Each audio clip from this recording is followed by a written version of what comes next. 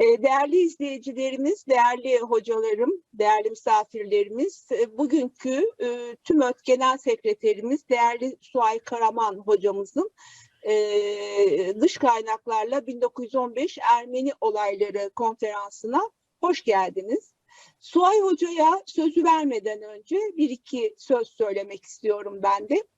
Bildiğiniz gibi geçtiğimiz 3 gün boyunca peş peşe olan gelişmeler oldu. Sıcak bir gündem söz konusuydu.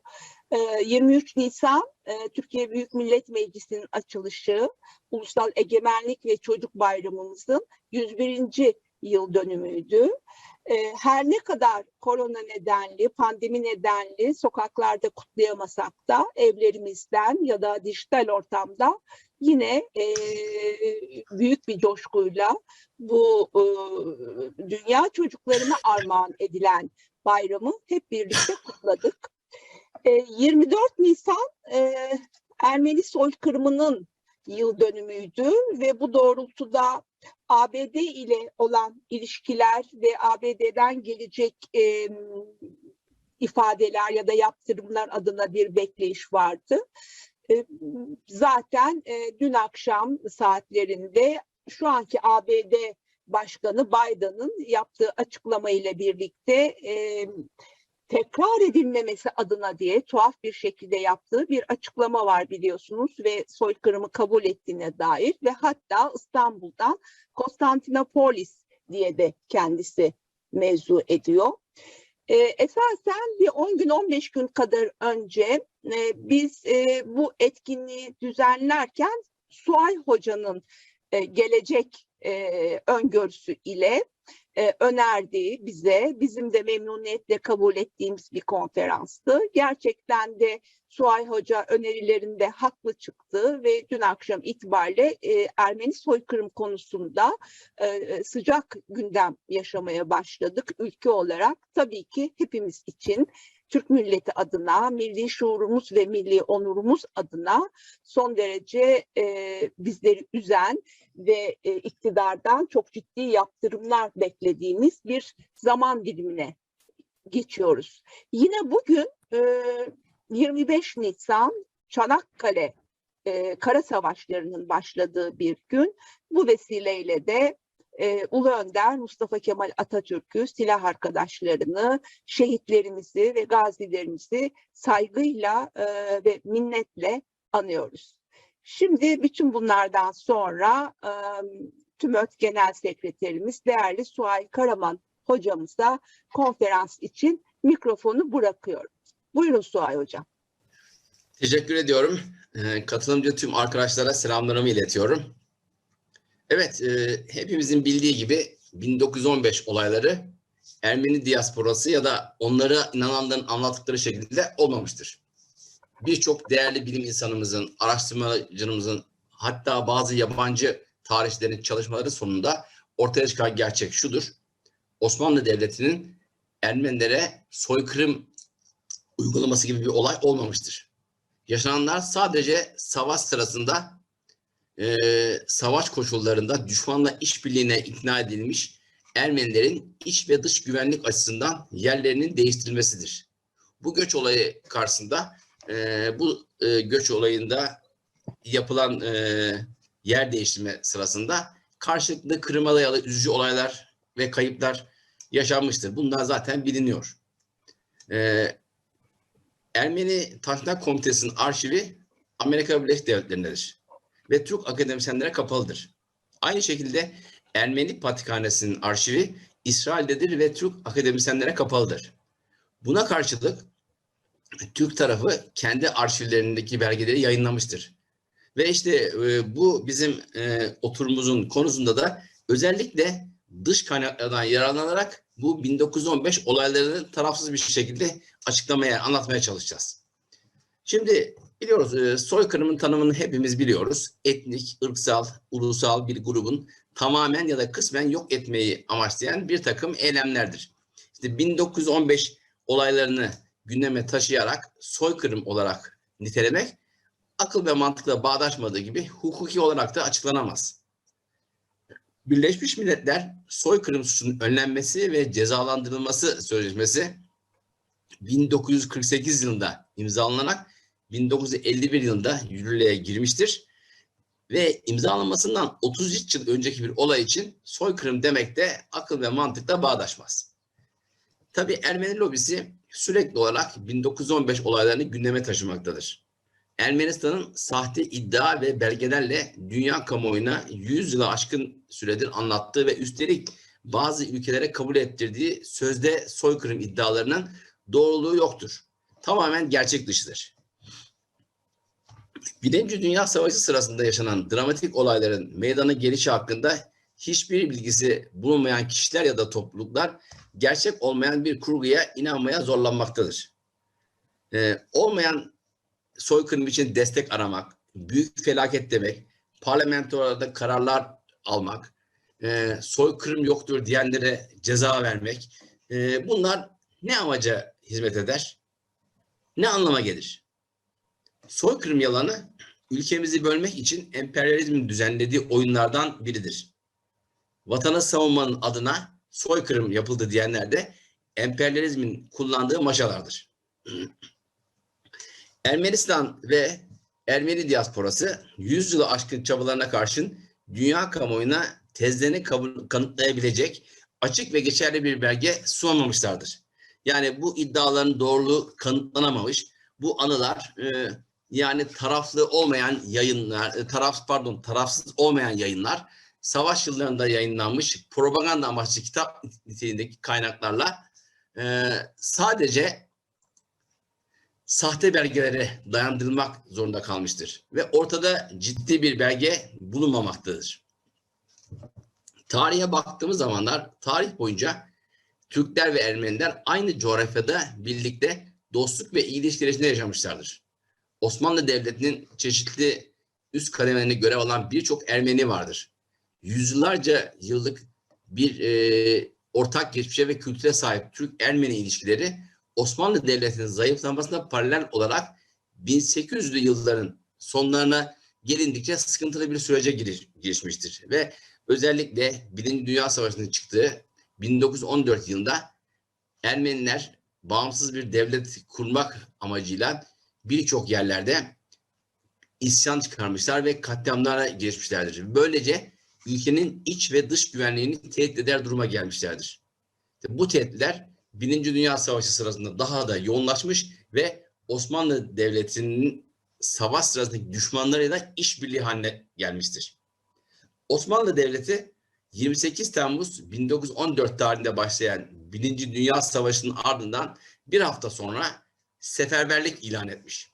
Seferberlik ilanından itibaren 9 aylık uzun bir bekleyişin ardından Osmanlı Devleti Ermeniler konusunda etkili kararlar almak zorunda kalmıştır. Çünkü Ermeniler Erzurum, Bitlis, Muş, Maraş, Sivas ve Van başta olmak üzere birçok bölgelerde isyan çıkartmaya, yol kesmeye, Müslüman köyleri basarak halkı katletmeye başladı. Osmanlı ordusu birçok cephede savaşırken cephe gerisinde meydana gelen ve bir kısmı savaş gücünü olumsuz etkileyen bu olayları önlemek için yeterli kuvvet ayıramıyordu.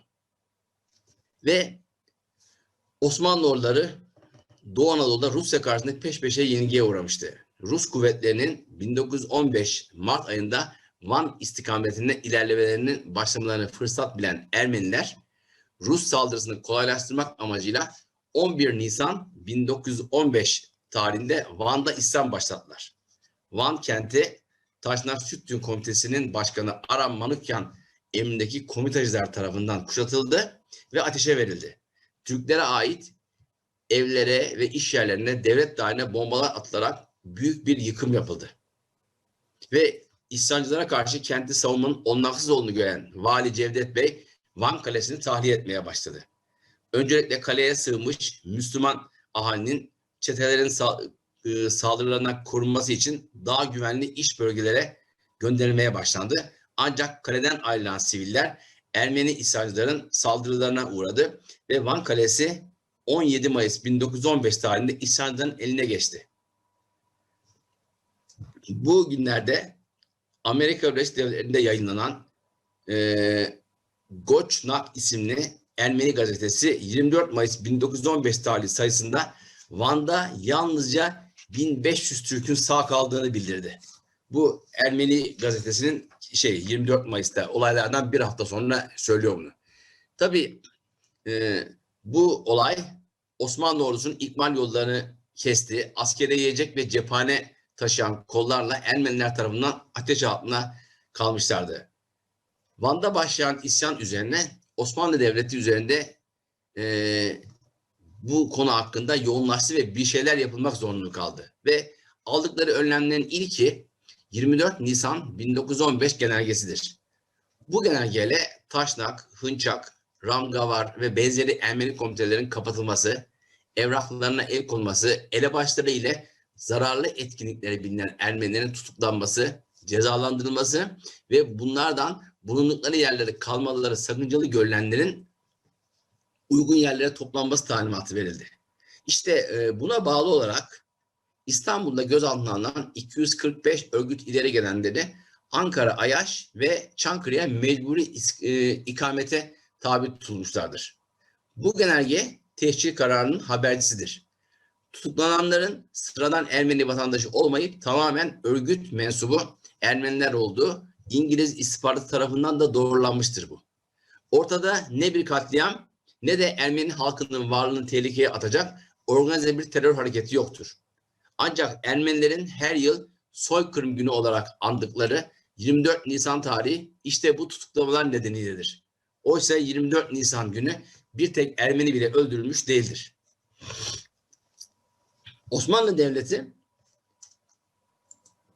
27 Mayıs 1915 tarihinde sevk ve iskan yani göç dediğimiz geçici bir kanun çıkartmıştır. Kanun hükümet icraatına karşı gelen, ülke savunmasını açısından tehlike arz eden, düşmana casusluk yapan ve ülke çıkarlarına ihanet edebilecek kişilerin imparatorluğun belirli bölgelerinde ikamete tabi tutulmalarını öngörüyordu. Bu nedenle Ermenilerin bir kısmı tamamen güvenlik gerekçesiyle düşmanla iletişim kuramayacağı ülkenin güney bölgelerine göç ettirilmiştir. Tehcir kararı isyanların yaygın bir şekilde bölge halkına zarar vermesini önlemek amacıyla askeri tehdit olan Ermeniler ile güvenliği tehlikede olan Ermenilerin korunması için uygulanmıştır. Tehcir uygulamasına cephe gerisindeki güvenliğin sağlanması amacıyla başvurulmuştur. Tehcir sırasında eşkıya saldırıları, açlık, hastalık, yol koşulları nedeniyle kayıplar olmuştur. Tehcir uygulamalarına 1916 yılı sonunda son verilmiş, isterlerse Ermenilerin eski evlerine dönmeleri olanağı da sağlanmıştır. Şimdi Osmanlı Devleti savaş ortamında Ermeniler için her türlü önlemi almasına karşın bu göç sırasında bazı istenmeyen olaylara da karşılaşılmıştır. Ermenilerin bir kısmı saldırılar, bir kısmı hastalık ya da yol şartları nedeniyle hayatlarını yitirmişlerdir. Ancak Osmanlı Devleti bu istenmeyen olaylara sessiz kalmadığı gibi 1915-16 yıllarında kurduğu mahkemelerde Ermenilere zarar verenleri ağır bir şekilde cezalandırmıştır. Suçların bu şekilde cezalandırılmış olmaları tehcir kararı veren ve uygulayan Osmanlı Devleti'nin Ermenilere karşı herhangi bir olumsuz niyet taşımadığının açık göstergesidir. Şimdi üstelik bu sadece Ermenilerin savaş sürecinde ve geçici olarak gönderiliyor. Yani bu öyle bir geçici iskan adı üzerinde. Şimdi Ermeni soykırımını gündeme getirenler 1916-20 yılları arasında yayınlanan 4 kitabı referans alırlar. Oysa bu kitaplar İngiliz Kraliyet Başsavcıları tarafından Ermeni katliamı konusunda hukuki delil niteliği taşımadığı için dikkate alınmamıştır. Bunlardan bir tanesi Ermenilerin soykırım suçunu kanıtlamak için yarattıkları başyapıt 1916 yılında İngiltere hükümeti tarafından Osmanlı İmparatorluğu'nda Ermenilerin uğradığı muamele 1915-1916 adıyla yayınlanan ve genellikle Mavi Kitap diye atıfta bulunan kitaptır. Bu kitap İngiliz parlamentosunun onayı alındıktan sonra Osmanlı hükümeti tarafından tasarlanan bir etnik imha planı çerçevesinde Ermenilere karşı uygulanan dehşet ve katliamları ortaya koyan ve 150 görgü tanığı tarafından hazırlanan belge ve raporlar içermektedir. İngiliz Büyükelçi Viscount Breese ve İngiliz tarihçi Arnold Toynbee imzasını taşıyan Mavi Kitabın orijinal nüshasında Osmanlı misillemesinden korunmak amacıyla görgü tanıklarının gerçek isimleri açıklanmadan onlara kod adlarıyla atıfta bulunuluyordu. Tabii bu çok bir soru işareti olan bir olay ve İngiliz hükümetinin aslında bu kitabı hazırlamaktaki amacı Amerikan kamuoyunun Ermenilere acıma duygusunu sömürerek Washington'un savaşa mümkün olduğu kadar erken girmesini sağlamaktı. Ve bu yüzden aslında bu yayın başarılı da olmuştur. Bu kitabın bu mavi kitabın yazarlarından tarihçi Arnold Toynbee İngiliz hükümetinin istekleri doğrultusunda gerçek dışı tarih yazdığı için zamanla rahatsızlık duymuştur. Ve 1966 yılında yazdığı Hatıralarım isimli kitabında çok üzgünüm.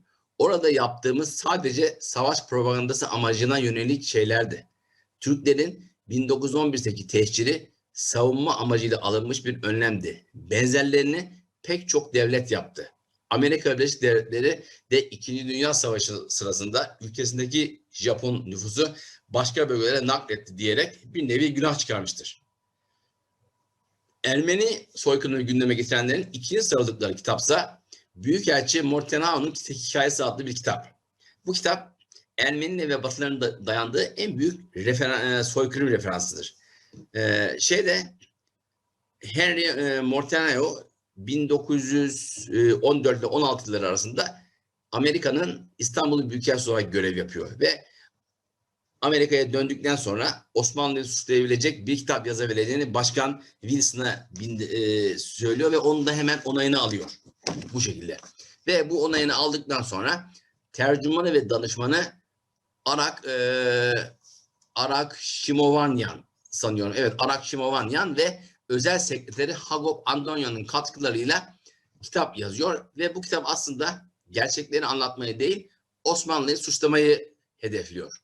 Ve dolayısıyla bu yazılan kitapta Amerikalı tarihçi Profesör Heath Lowry bu Montagnano'nun kitabının perde arkası aslında bir kitap hazırlıyor ve burada bu anılan işlenen kitabın tümüyle yalan, yarı gerçek verileri içerdiği belgelerle ortaya koyuyor.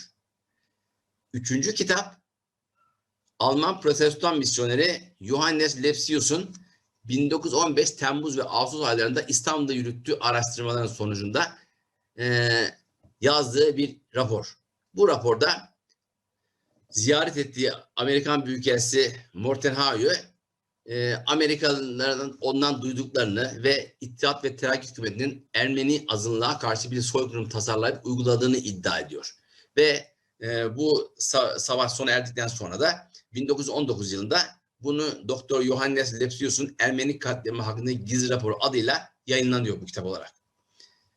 Tabii bu kitapta da gene hep Osmanlı'yı kötüleyen bir katliam yaptığını savunan şeyler yazılıyor. Ancak demin adına söz ettiğim Profesör Heath Lowry bir değerlendirmede bulunuyor bu kitap hakkında da, diyor ki Lepsius'un kitabı için ana kaynağın Mortenau olduğu ortaya çıkmaktadır. Lepsius'un savaş sırasında Osmanlı başkentinde sadece bir ay kaldığı, Anadolu'da daha az sayıda Alman misyoner bulunduğu göz önüne alınınca elindeki malzemenin çoğunun Amerikalı misyoner sağlanmış olması şaşırtıcı değil ve bunlar gerçek değildir yazıyor. Ve son olarak Ermenilerin sarıldığı 4. kitap, o da Osmanlı Ermenisi gazeteci Aram Andonya'nın 1920 yılında yazdığı Naim Bey'in Anıları, Ermeni katliamına ilişkin resmi Türk belgeleri adlı düzmece bir kitap. Bu kitaba göre Naim Bey adında Halep valide çalışan ve teşhir uygulamasından sorumlu hayali bir Osmanlı memuru Ermeni katliamını kanıtlayan şifre ve telgraf talimatları, bunları Aram Andonya'na satıyor. Ve bu telgrafta güya Talat Paşa Halep valisinde bölgedeki Ermenilerin tümünün katledilmesini, Türk erkekleri evlenerek sağ kalmayı başaran Ermeni kadınlar ile Türkler tarafından evlatlık alınan öksüz Ermeni çocuklarının da toplanarak yok edilmek üzere çöle sürülmesini talimatını vermiştir. Bu konu hakkında Türk Tarih Kurumu'nun sağladığı olanaklarla çalışan 2 araştırmacı Şinasi Orel ve Süreyya Yüce, Aram Andonya'nın kitabında yer alan resmi olduğu iddia edilen tüm belgeleri ele alarak inceliyorlar. Bu belgelerdeki imzalar, tarih farklılıkları, kullanılan şifreleme yöntemleri, bunun yanında kullanılan kağıt cinsleri, belgelerin dili gibi unsurların her birinin sahteliğini kanıtlayarak Andonya'nın iddialarını çürütmüşlerdir. Ve bundan sonra bu sahtekarlığın ortaya çıkmasından sonra Ermeni tarihçiler Andonya'nın kitabına artık fazla atıfta bulunamaz olmuşlardır.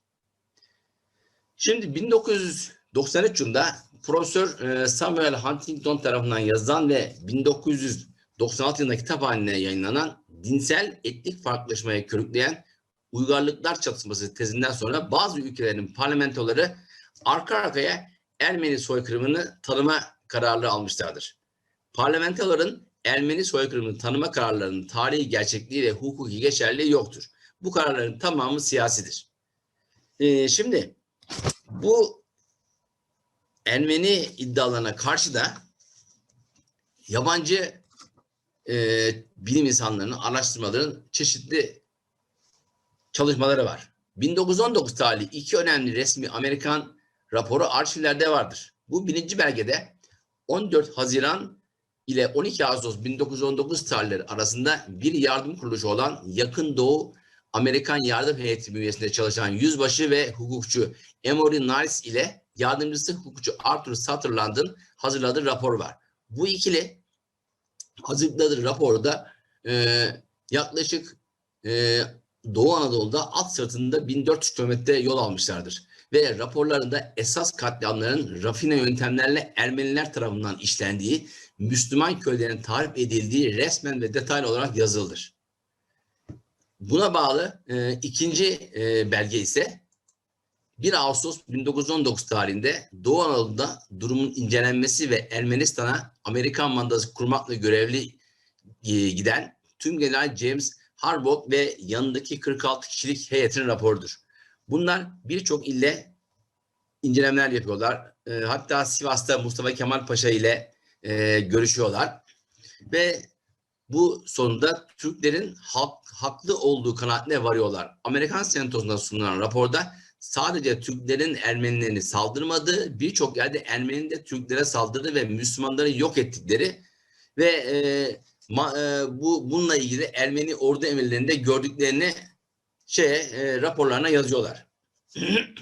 Bundan başka İsveçli jandarma binbaşı Gustav Halmar Pravitz İran'a görevle giderken İstanbul'dan geçer ve Alman Mareşal Kolmar von der Goltz'un yemek misafiri olur. Sonra bir arkadaşıyla beraber Anadolu'yu kat kat gezerek İran'a doğru yol alır. 1915 Temmuz ve Ağustos aylarında teçhir sırasında Ermeni kafileleri yoldayken iki İsveçli de tesadüfen bu bölgelerdedir.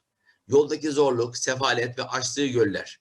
İran'a geçerler ve 2 yıl sonra binbaşı Pravitz İsveç'e dönünce orada bir günlük gazetede 23 Nisan 1917 tarihinde bir yazı yazar ve görüşlerini şöyle açıklar.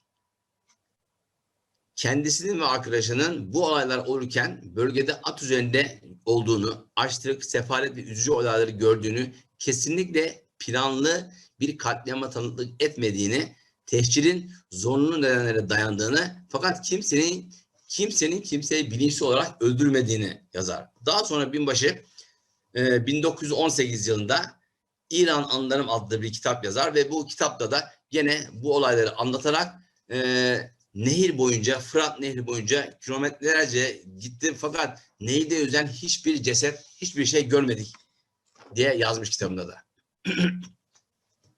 1917 yılı sonlarında ve 1918 yılının ilk aylarında Erzurum ve Erzincan'da Ermeni terörüne bizzat tanıklık eden Erzurum 2. Ermeni Rus Kale Komutanı Topçu Albay Vladimir Nikolayevich gördüklerini ve yaşadıklarını tuttuğu günlüğüne not etmiştir.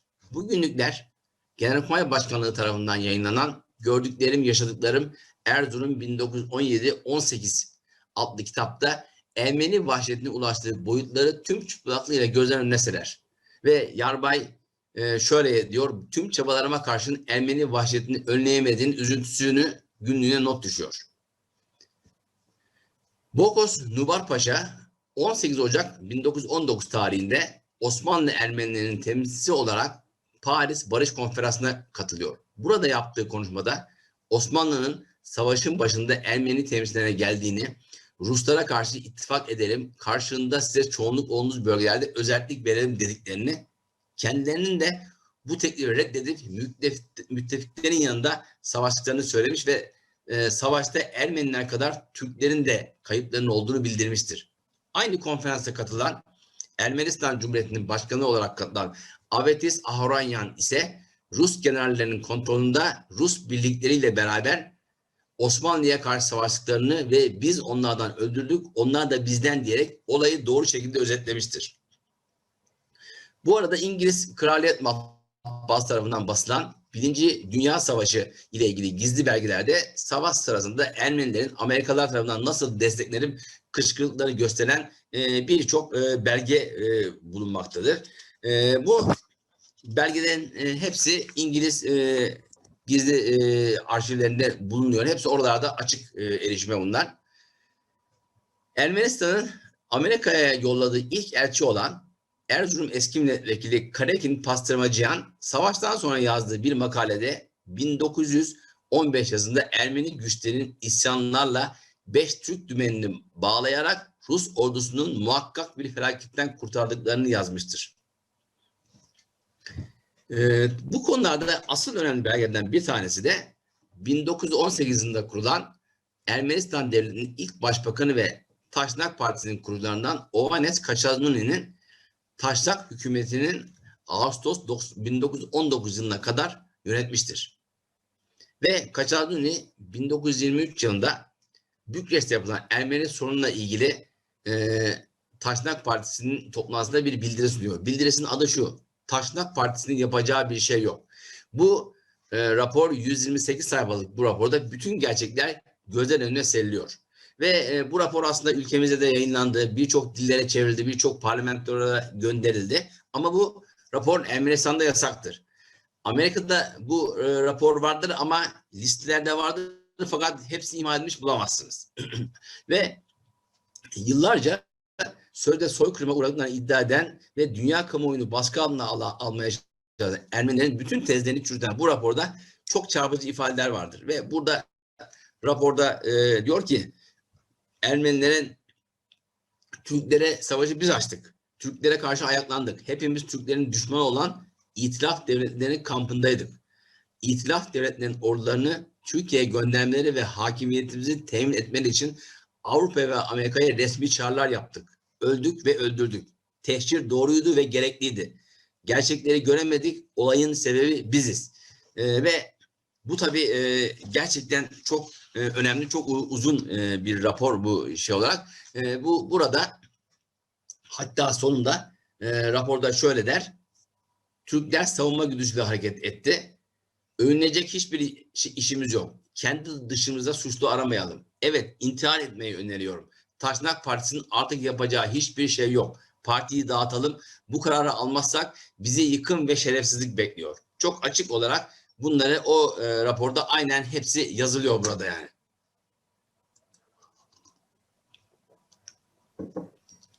...1927 yılında Ermeni asıllı Rus General Gavril Korganov 1914-18 Dünya Savaşı'nda Kafkas Cephesi'nde Ermenilerin katılımı adlı bir kitap yayınlıyor.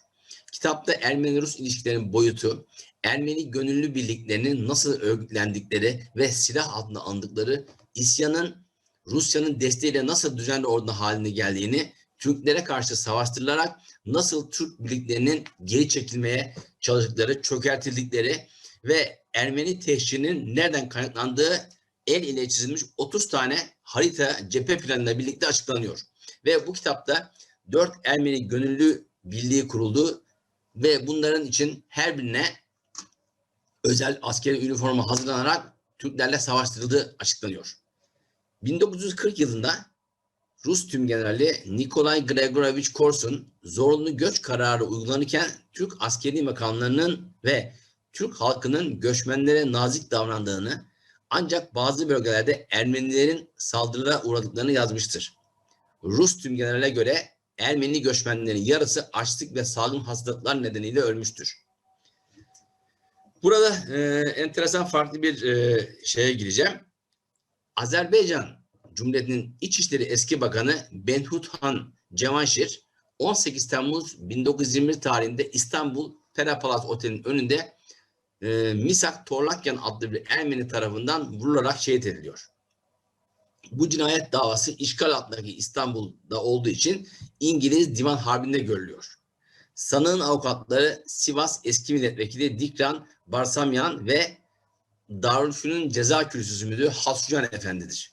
Hasrucan Efendi son savunmasında tehcir olayından söz eder ve 1915 olaylarının Osmanlı yetkilileri tarafından tertiplendiğini, Ermenilerin uzak ve sağlıksız bölgelere sürgün edildiklerini ve yollarda 60 bin kişinin hayatını kaybettiği, yerlerine varan 600 bin kişinin de zor şartlar altında yaşadığını anlatır. 1922 yılında İşgal Mahkemesi'nin önünde söylenen bu sözler günümüzde ölü sayısını 1,5 milyona çıkaranların yüzlerine böyle bir şamar gibi patlıyor.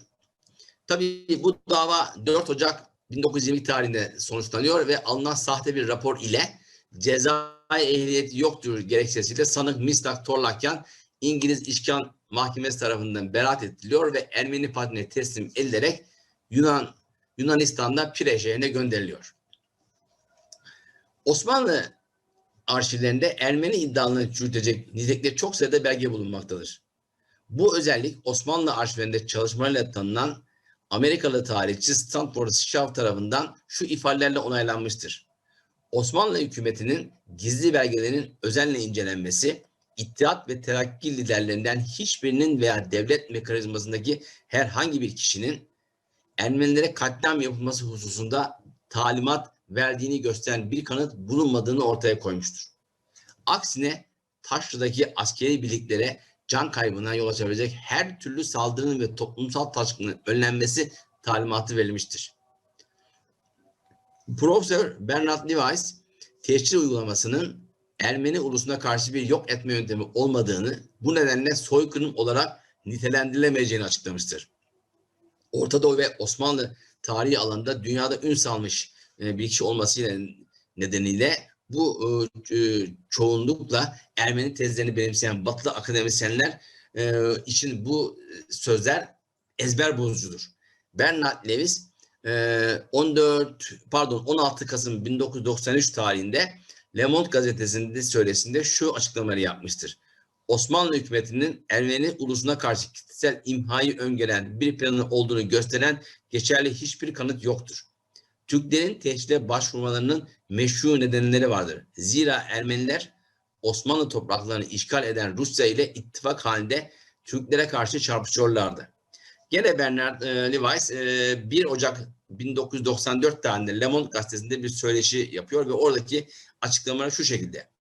Osmanlı Devleti Yahudilere karşı kin ve düşmanlığı tahrik eden Avrupa'daki antisemitizm kampanyasına benzer eylem ve davranışlar içine girmemiştir. Ermeni tehciri bütün ülkeyi kapsamamış, sadece İstanbul ve İzmir gibi kentlerde uygulanmıştır. Tehcir kararının meşru nedenlerle dayandığı inkar edilemez. Ermeniler bazı Amerikan misyonerlerin raporlarının ortaya koyduğu üzere tehcir kararından önce ele geçirdikleri köylerde korkunç zulümler yaptılar. Osmanlı topraklarını işgal eden Rusları kurtarıcı olarak görürler ve destek vermekte kalmayıp onların saflığına çarpıştılar. Osmanlı hükümetinin Ermeni milletini toptan yok etmeye amaçlayan bir planın ya da kararının varlığına ilişkin ciddi hiçbir delil ve belge mevcut değildir.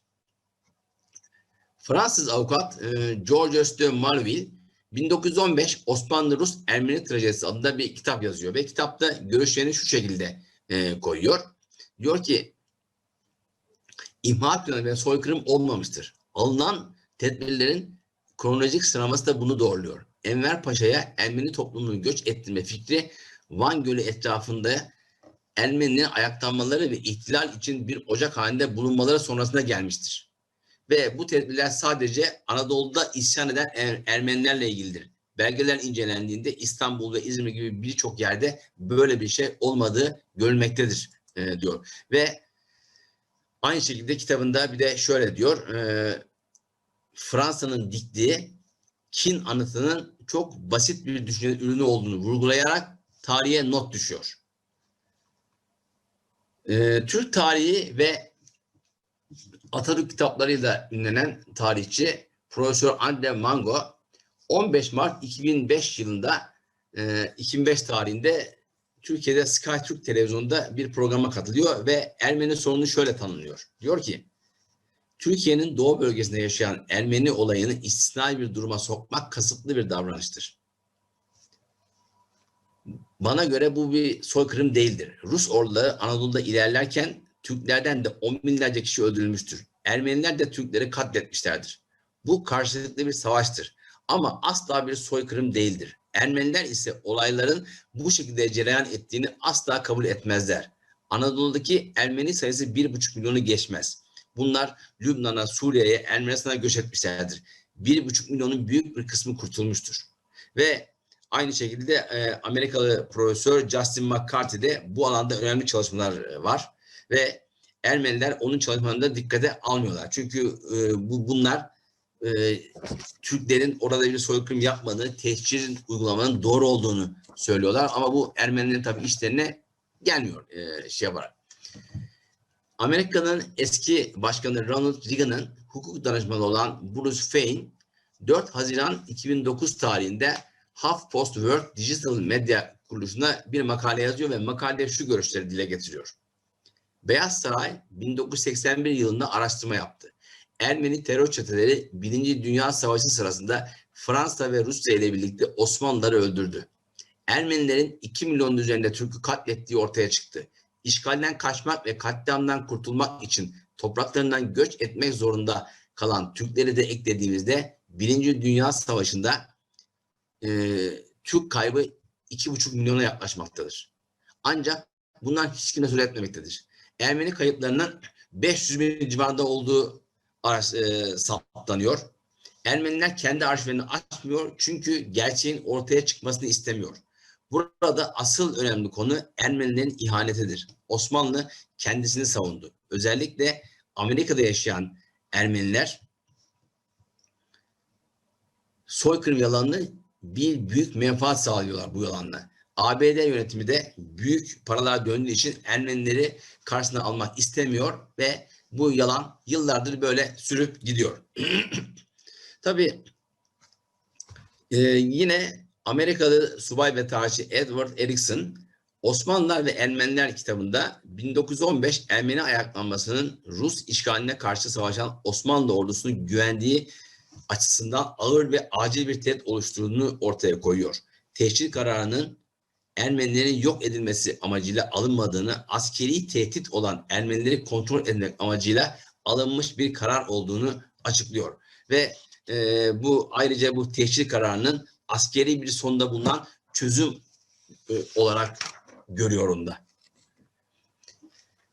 İngiltere'nin devlet bakanı, eski devlet bakanı Margaret Mildred Ramsay 14 Nisan 1999 tarihinde İngiltere hükümeti adına yaptığı açıklamada şunları söylüyor. Osmanlı idaresinin Ermenilerin yok edilmesi kararını kanıtlayacak bir belgenin yokluğu nedeniyle İngiliz hükümetleri 1915 ve 1916'daki olayları soykırım olarak tanımamaktadır. Bizce 80 yıl önce cereyan etmiş olayların bugünkü hükümetler tarafından değerlendirilmesi uygun değildir. Zira bu olaylar hukuki ve tarihi tartışmalardır. Yine Amerikalı hukukçu ve araştırmacı Samuel Williams, Türkiye, İngiltere ve ABD arşivlerinde yıllarca süren araştırmanın sonucunda Ermeni iddialarının ne kadar asılsız olduğunu görmüş ve Ermeni yalanlarının peşinden sürüklenen Amerika kamuoyunu uyarmak amacıyla 2002 yılında Ermenistan Terörist Hristiyan Ülke Sırrı adlı kitabı yazmıştır. Ve bu kitapta Ermenistan'ın kuruluşundan itibaren bir terörist devlet olduğunu savunan Williams, Ermeni kilisesinde terörizme destek vermesi nedeniyle eleştirmiştir. Ve kitabındaki şu sözler çok anlamlıdır. Ermeniler Hristiyan dünyası içinde sık sık masallar anlatarak kendilerine acı çeken millet olduklarını iddia etmektedir. Onlar Hristiyan olmayan herkesin ve her şeyin Hristiyanlığa karşı zararlı, korkutucu ve nefret dolu olması düşüncesini oluşturmaktadırlar. Bugünlerde Ermenilerin bahsettiği en büyük masal ise güya onların 1,5 milyonluk atalarının 1915 senesinde Türkler tarafından katledilmeleridir ki bu 20. yüzyılın ilk genosit masalıdır. Amerikalı tarihçi Profesör Doktor Günter Levy 2005 yılında yayınladığı kitabında Osmanlı Türkiye'sindeki Ermeni katliamları tartışmalı bir soykırım adlı kitabında Ermeni yazarlar tarafından geçmişte soykırımı desteklemek üzere öne sürülmüş bütün kanıtların güvenliğini irdeliyor. Ve kitabında tehcir sırasında Osmanlı devlet adamlarının Ermenilerin can güvenliğini sağlamakla yetersiz kaldığını ancak kasıtlı bir soykırım amacının bulunmadığında sonucuna varıyor.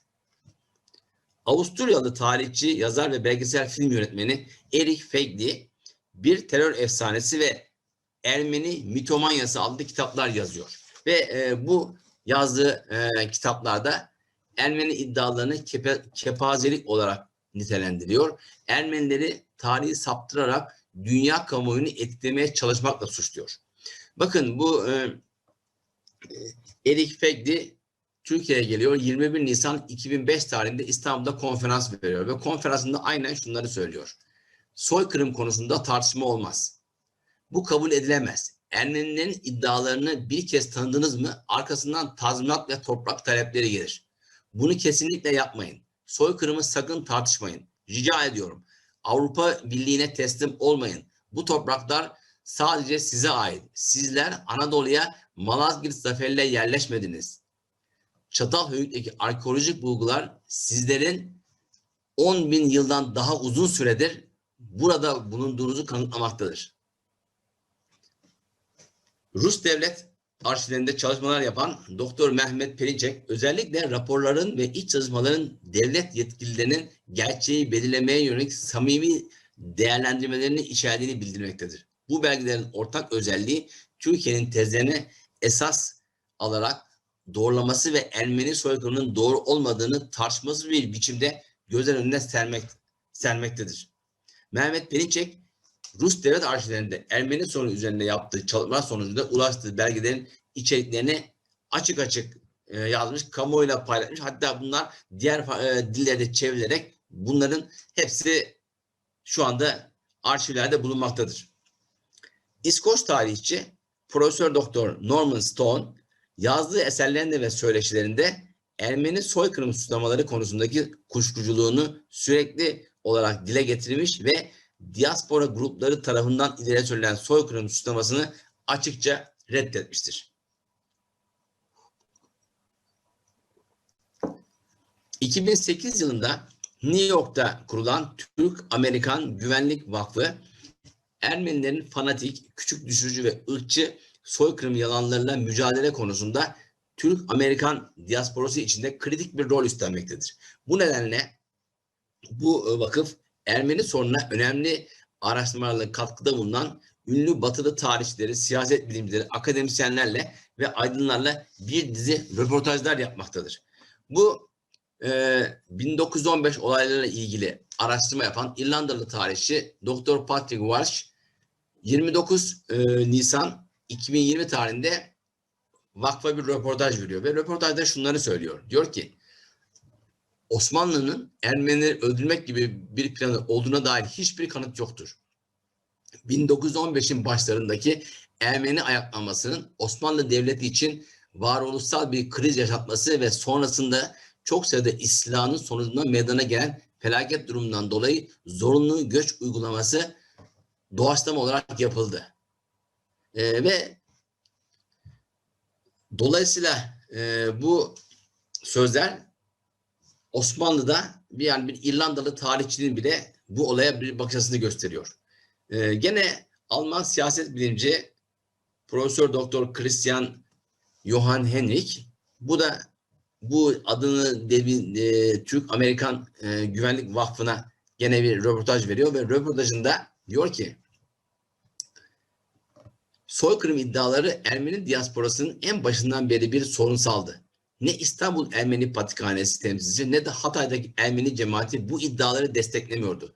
Burada duyduğum sesler 1923 Taşnak Partisi konferansında Türkleri bu suçlamalardan beraat ettiren ve Müslüman sivil nüfusa karşı Ermenilerin katliamlarına atıfta bulunan ilk Ermeni Başbakanı Ovannes Kaçazlı'nın konuşması ile çakıştı.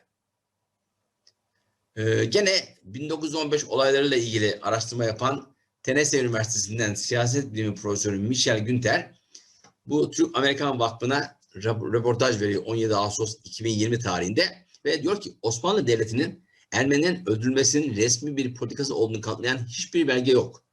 Ermeni yazar Arom Andanyan tarafından 1919 yılında sözde kasıtlı katliamları kanıtlamak için yayınlanmış belgelerin ise gerçek olmadığını açıklıyor. 26 Ekim 2020 tarihinde adı geçen vakfa röportaj yapıyorlar Louisville Üniversitesi'nden tarih profesörü Justin McCarthy ile ve McCarthy Osmanlı'nın teşkil ettiği insanlar Osmanlı'nın verdiği savaşta ve sivil halka karşı tehdit oluşturabilecek bölgelerde yaşayanlardı. Ancak Osmanlı'nın tüm Ermenileri toplayıp gönderdiği doğru değildir. Osmanlıların bu tehciri Ermenileri öldürmek için yaptığını söylemek de doğru değil. Bu çok saçma. Osmanlı Ermenileri öldürmek isteseydi onları öldürdü. Onların yerine bunları sadece uzaklaştırırlar diyor. Cemal Paşa Osmanlı askerlerinin yiyeceklerinden alıp Ermenileri beslemek için kullandı. Dolayısıyla Osmanlıların böyle bir amaçları hiç yok ve Mavi Kitap hakkında konuşuyor. Mavi Kitap'la ilgili ne kadar yanlışlıklar varsa bunların hepsini belgeleriyle Justin McCarthy gerek Mavi Kitabı gerek de o Mortengör'ün anılarını bunları ortaya koyuyor ve bunların hepsinin Ermenilerin tezini güçlendirecek sahte belgelerle yazılan eserler olduğunu, bunların hiçbirinin bir gerçekliği olmadığını koyuyor.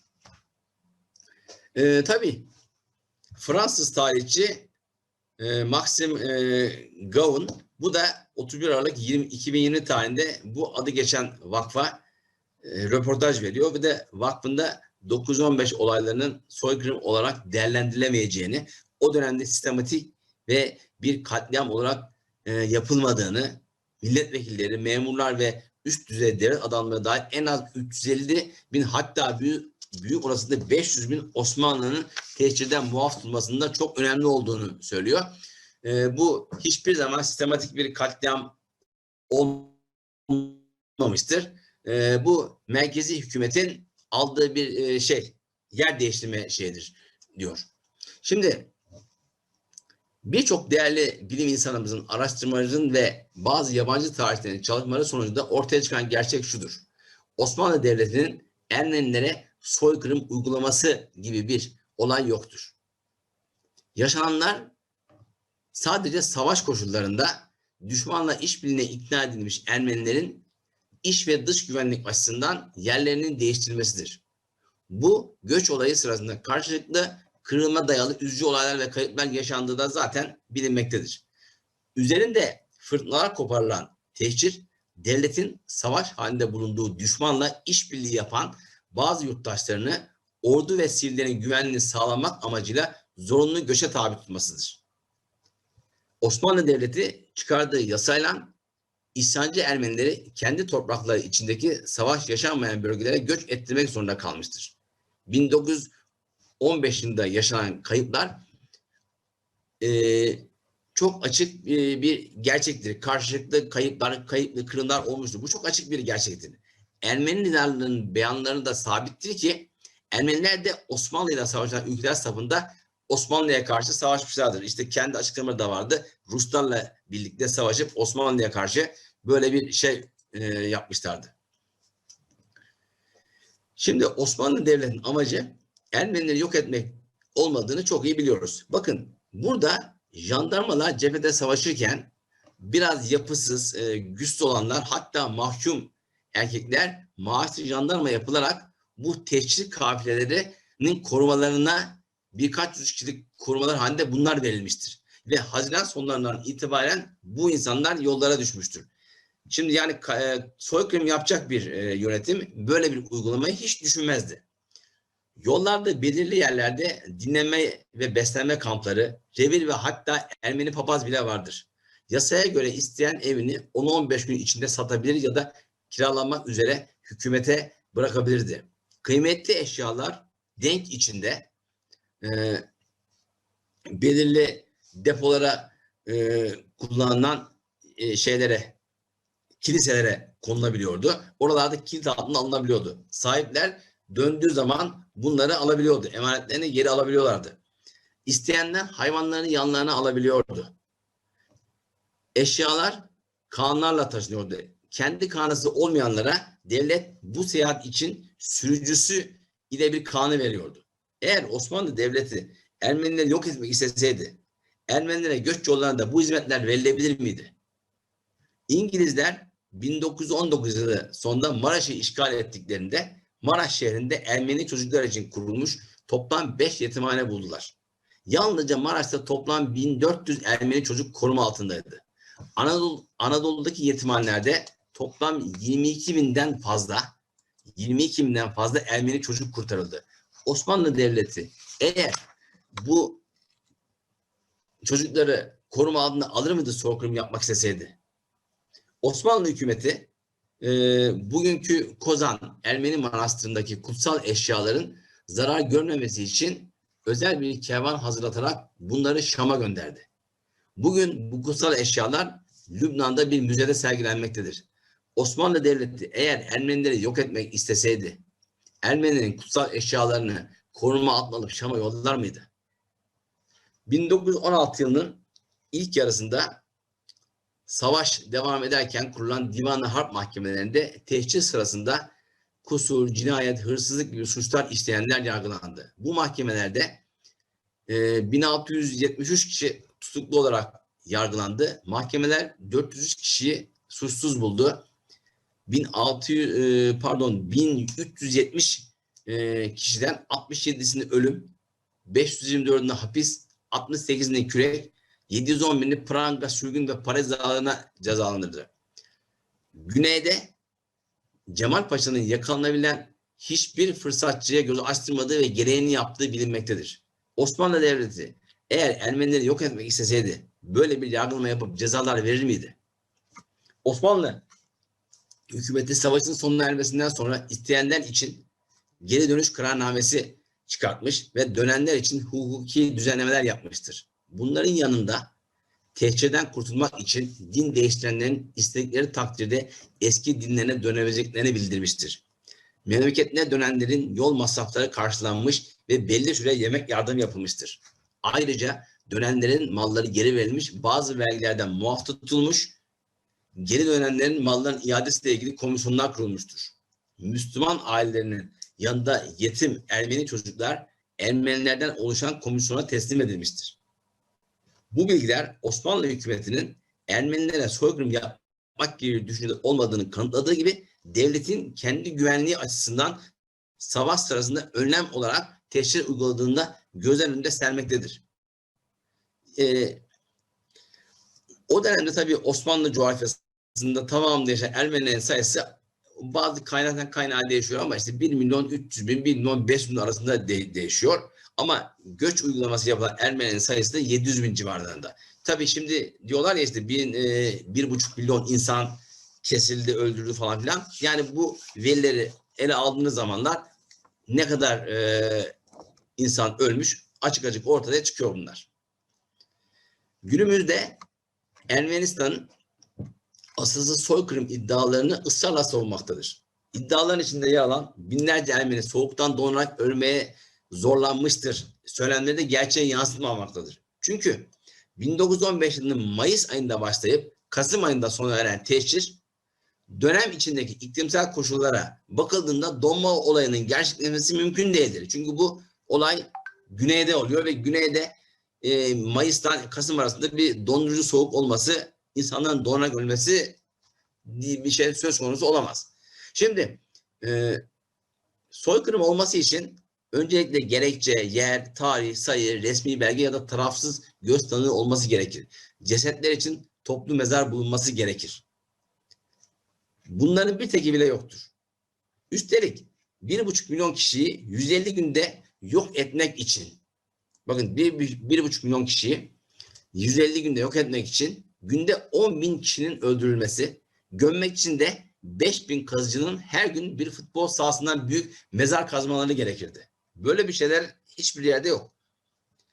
3. Ordu Komutanı Mahmut Kamil Paşa'nın 31 Temmuz 1915 tarihli tek satırlık emri şöyleydi: Refakat ettiğiniz halka kaba lisanla hitap etmeyin.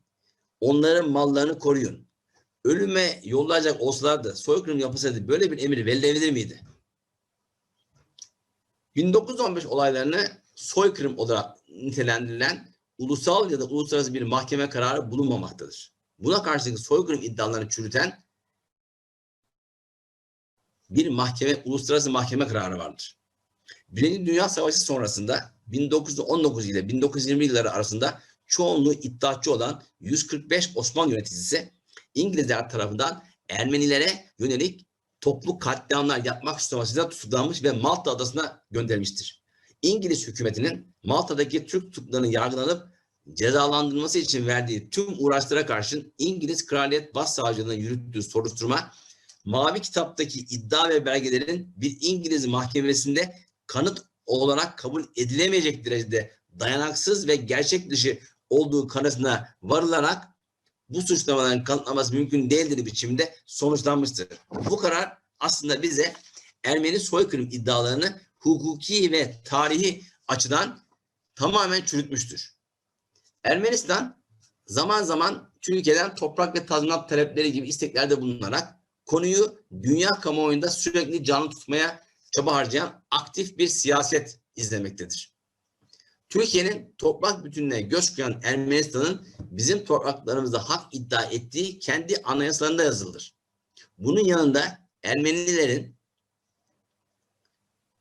resmi armaları var. Resmi armanın ortasındaki turuncu kalkanın içinde bizim Ağrı Dağımız bulunmaktadır.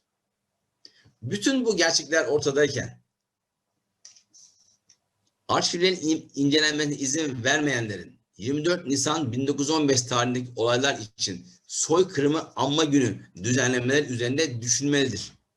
Bu uyduruk tarih için soykırım kararı alan parlamentolara gerçeklerin iletilmesi hem zorunluluktur hem de sorumluluktur. Bunun yerine getirilmesi için her birimize büyük özverili çalışmalar gerekiyor.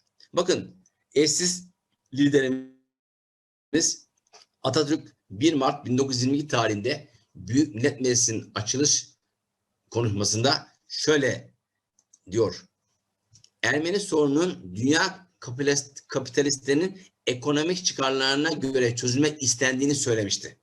Yani o kadar bunlar açık seçik duruyor. Şimdi biz her 24 Nisan'da ABD Başkanı'nın soykırım diyecek mi demeyecek mi diye hep bekliyoruz. Yani aman ne olur aman nedir işte bugüne kadar geldik ama dün baktık ki Amerika'nın Başkanı Biden soykırım dedi. Hatta İstanbul'a Konstantinopolis dedi.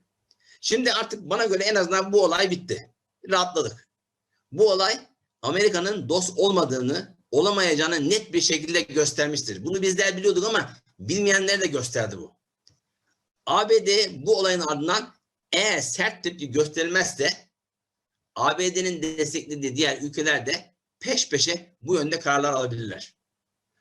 Bizim için bu yönde ciddi ve gerçekçi yaptırımlar uygulamamız gerekir. Şimdi bakın, en önemlisi Türkiye'nin ABD Büyükelçisi hemen geri çekilmelidir. Amerika'nın Türkiye Büyükelçisi ve konsolosları hemen istenmeyen kişi ilan edilerek Türkiye'den uzaklaştırmalıdır. Başta İncirlik olmak üzere ABD ile NATO'nun bütün üslerine el koyup buralardaki ABD asker ve personelin tamamı Türkiye'den gönderilmelidir. NATO'dan çıkılmalıdır. İşte bunları yaparsak bu Amerika'nın bu yaptığı açıklamalara karşı başkanın biz de gereğini yerine getirmiş oluruz. Evet değerli arkadaşlarım, benim söyleyeceklerim bu kadar. Hepinize dinlediğiniz için teşekkür ediyorum.